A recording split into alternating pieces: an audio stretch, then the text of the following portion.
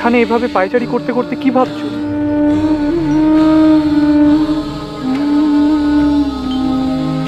লাটু দাদা। লাটু দাদা? লাটু দাদাকে দেখে আজ গর্বে আমার বুকটা ভরে উঠেছে সব। লাটু দাদাকে দেখে মানে লাটু দাদার সেবা দেখে আমারও খুব অবাক লাগে নরেন। রাতে ঠাকুরের বাদ্য ইত্যাদি করানো, তোমাকে বলতে একটু দ্বিধা নেই নরেন। ডাবরটা নিয়ে ভাবি আমি এখনই রাতে গিয়ে ফেলে দিয়ে আসি, কিন্তু তারপর ভাবি না থাক, কাল ভোরে ফেলে দিয়ে আসবো। কিন্তু লাটু দাদা হঠাৎ কোথা থেকে ছুটে এসে ডাবরটা নিয়ে বাইরে গিয়ে ফেলে দিয়ে আসে। এটা শুধু আমার একার নয়, সবারই এক অভিজ্ঞতা নরেন।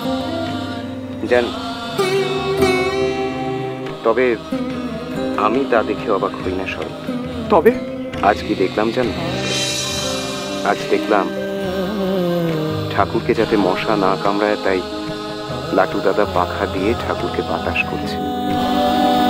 ওর নিজের গায়ে এক ঝাঁক মশা বসেছে, কিছু কিছু কামড়াচ্ছে, কিন্তু লাটু দাদা কোনো ভ্রুক্ষেপ নেই, নিঃশব্দে এক মনে ঠাকুরকে বাতাস করে চলেছে।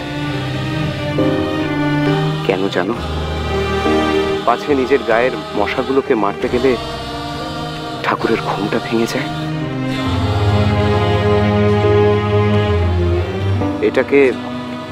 এটাকে তুমি কি বলবে শরৎ? সেবা? আমার তা মনে হয় না। এটা শুধুমাত্র সেবা নয় শরৎ, তার চাইতে অনেক বড়